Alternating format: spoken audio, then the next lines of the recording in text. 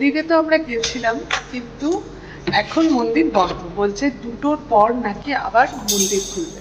তো সেই জন্য আমরা তো ক্যামেরা নিয়ে যাইনি, কিন্তু অপূর্ব রথের প্রস্তুতি শুরু হয়ে গেছে। রথ, কপিধ্বজ, হলধ্বজ এবং দর্পদালন, এই 3টি রথ কাঠামো সজ্জিত হচ্ছে, চাকা রেডি। তোমাদের সেই প্রিপারেশনগুলোই আজকে আমরা দেখাবো এই সকাল সকাল জগন্নাথের নাম নিয়ে। জয় জগন্নাথ। পুরী নিয়ে মানুষের মধ্যে আবেগ, এটা তো কমার নয়, উত্তরোত্তর বৃদ্ধি পাচ্ছে। আর আমরা বিশেষ করে বাঙালিরা পুরীর ভক্ত, জগন্নাথ দেবের ভক্ত। সেই জগন্নাথ দেবের আবির্ভাব দিবস হলো এই স্নান যাত্রায়। রথের চাকা কতদূর এগোলো সেই সমস্ত ইনফরমেশন নিয়ে আজকে তোমাদের সঙ্গে কিছু অভিজ্ঞতা শেয়ার করব। Welcome to Bong passionate traveller. পুরো ভিডিওটা প্রথম থেকে শেষ পর্যন্ত দেখার অনুরোধ রইল। আমাদের অটো অনেকটা দূরে ওইখানেই নামিয়ে দিয়েছে। এইখানে হলো ব্যারিকেড করা হয়েছে পুরো। স্নান যাত্রার সময় লোকজন এইখান দিয়ে সবাই আর কি দেখতে দেখতে যাবে, সেই জন্য একটু সুন্দর করে এরমভাবে সাজানো হয়েছে। যদিও আমরা অনেকটা দূরে গিয়ে নেমেছি, 6:30 পর্যন্ত এই জায়গাগুলো আর একটু সামনে গিয়ে থামায়। পুরীর রথে কিন্তু 42খানা চাকা, কিন্তু একটা রথে নয়, মোট 3টে রথ মিলিয়ে 3টের 42খানা চাকা। তার মধ্যে প্রথম হলো হলধ্বজ বা তালধ্বজ, যেটা হলো বলরামের রথ। তো চলো আগে বলরামের রথটা দেখে নিই। বলরামের রথ এখানে কিন্তু 14খানা চাকা আছে, আর আমরা দেখতে পাচ্ছি কাঠামো কিন্তু তৈরি হয়ে গেছে। এই রথের গায়ে এরকম সুন্দর সুন্দর স্কাল্পচারও কিন্তু নির্মিত হয়েছে। বলা হয় যে বলরামের রথ 14খানা চাকা মানে হলো 14 ভুবন।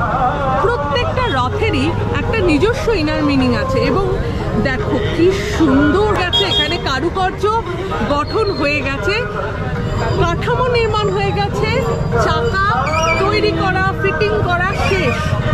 এই এখান থেকে শুরু করলাম, 2।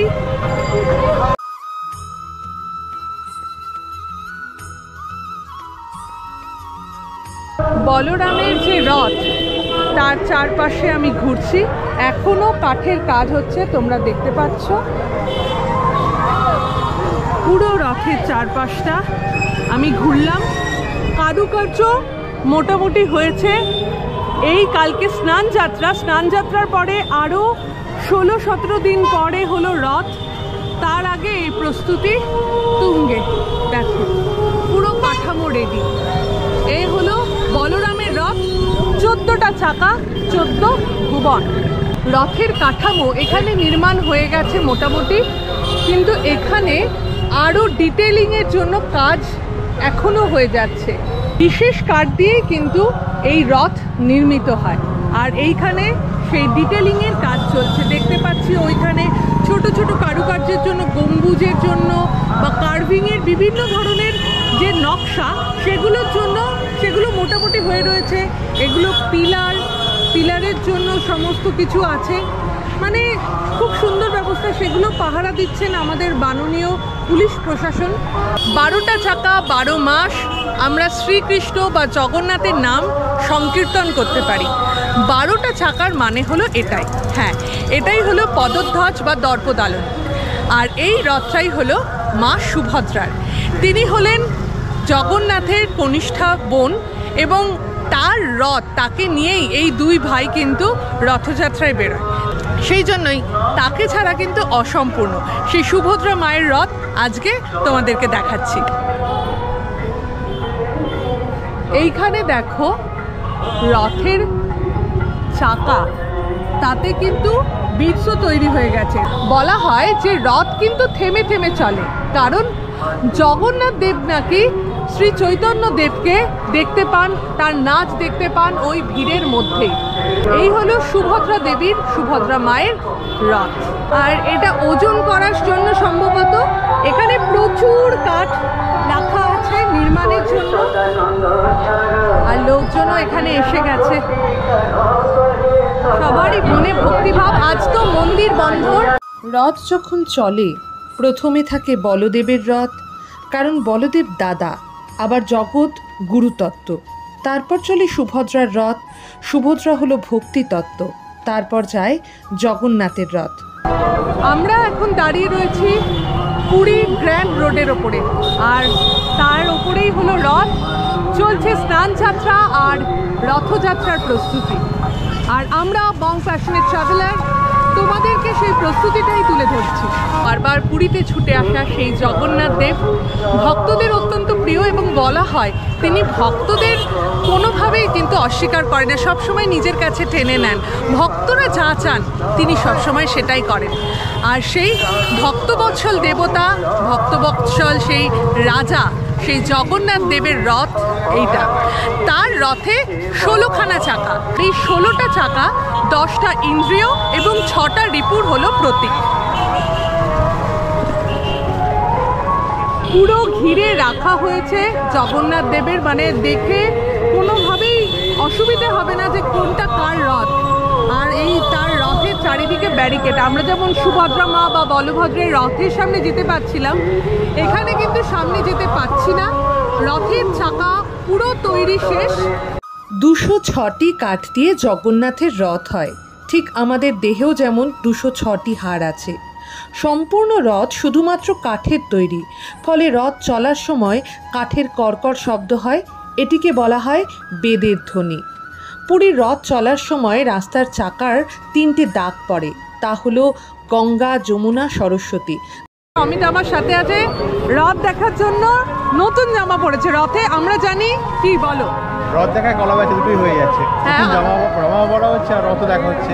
আমরা জানি কি, আমরা জানি যে রথের সময় আমরা নতুন জামা কাপড় পরে আসি, কিন্তু আমরা যেহেতু রথে আসতে পারছি না, রথের আগেই পরে নিলাম। রথের আগেই পরে নিলাম।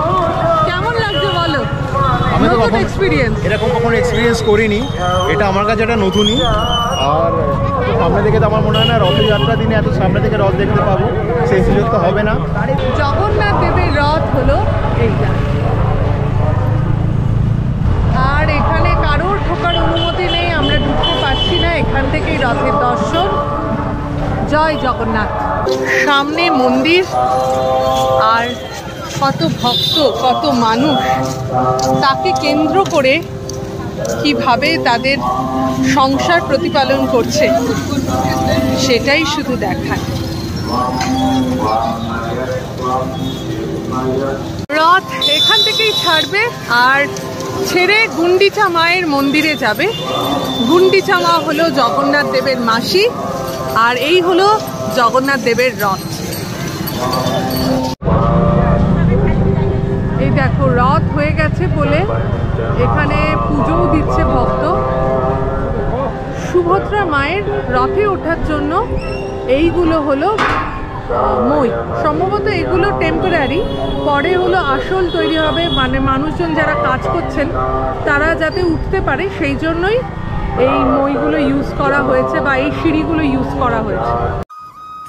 রথের দড়ি বা রশি হলো বাসুকী নাগ, সেজন্য বলা হয় রথের দড়ি ধরলে পুণ্য হয়। আমরা এখন চলেছি জগন্নাথ দেবের মাসির বাড়ি গুন্ডিচা মন্দিরের উদ্দেশ্যে, আর আমরা চলে এসেছি আজকে গুন্ডিচা মন্দিরের সামনে। এই যে এই রাস্তাটা আছে, এই পথটা আছে, এই পথ দিয়েই জগন্নাথ, বলরাম এবং সুভদ্রা দেবীর রথ এইখানে এসেই দাঁড়াবে মা গুন্ডিচা দেবীর মন্দিরের সামনে, এবং এটাই হলো জগন্নাথের মাসির বাড়ি। চলো দেখা যাক। বলছে work in progress, no entry. দেখা যাক কি হয়। গুন্ডিচা দেবীর মন্দিরে কিন্তু অ্যালাউ করছে না, সম্ভবত সাজো সাজো রথ, চারিদিকেই জগন্নাথ দেবের মন্দির। কালকে জগন্নাথ দেবকে দেখে কালকে জগন্নাথ দেবকে শেষ দেখা যাবে। তারপরে আবার 16 দিন পর রথে সজ্জিত হয়ে রাজবেশে দেখা যাবে জগন্নাথ দেব, বলরাম দেব এবং সুভদ্রাকে। বলা হয় পুরীকে শ্রীক্ষেত্র বা মা লক্ষ্মী দেবীর এটাই হলো বাপের বাড়ি, আর এইটা হলো শ্রী মন্দির, মা লক্ষ্মী দেবীর মন্দির, যেখানে জগন্নাথ দেব আসীন। সবাই ভালো থেকো, সুস্থ থেকো আর ভক্তিতে থেকো। জয় জগন্নাথ।